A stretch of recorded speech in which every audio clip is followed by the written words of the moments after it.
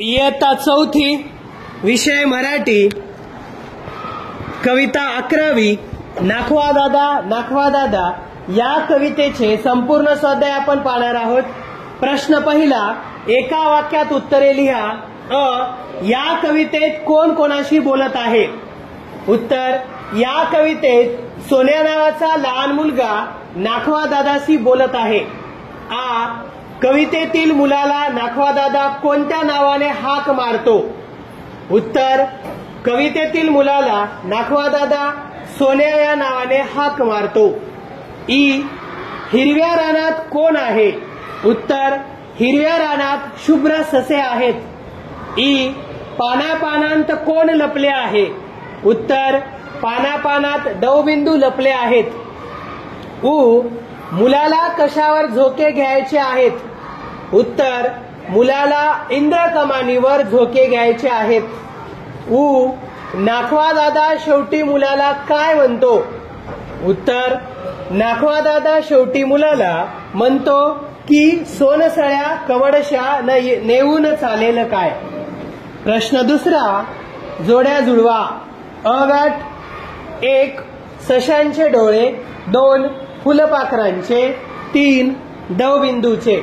ब गटात सोनेरी रंग, लाख हिरे, लाल लाल. त्याची उत्तर पाहूया.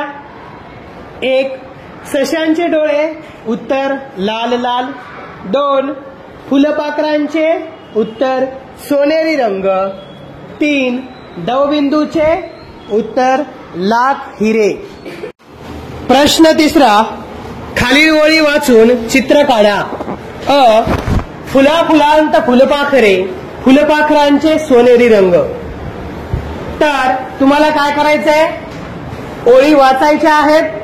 वाचल्यानंतर चित्र काढायचं आहे. आता या ठिकाणी फुलाफुलात फुलपाखरे म्हणजे फुलांची एखादी बाग असेल तर त्या बागेमध्ये तुम्हाला फुलपाखरू काढायचं आहे आणि फुलपाखराचे रंग कोणता आहे? सोनेरी. ही ओळ वाचा, ओळ समजून घ्या आणि त्यामधून तुम्हाला कोणतं चित्र काढायचं आहे ते लक्षात घ्या आणि सुंदर असं चित्र काढा. ढगांमध्ये इंद्रकमान, कमानीवर घेऊन झोके, पायाची आहे खाडीची शान. तर या ओळी वाचायच्यात, अर्थ समजून घ्यायचा आणि चित्र काढायचे. प्रश्न चौथा, तुम्ही काय कराल ते सांगा. नदी काठावर उभे राहून.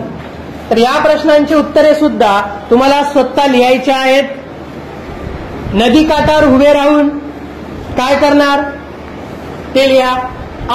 उन्हात गेल्यावर काय करणार ते लिहा.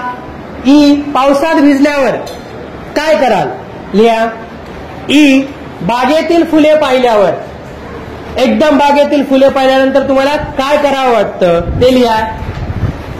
आकाशातले चांदणे पाहताना काय कराल ते सांगा. थंडीने गारठून गेल्यावर काय कराल ते सांगा. तर या कवितेचे संपूर्ण स्वाध्याय सुंदर अक्षरात लिहा आणि वाचन करा.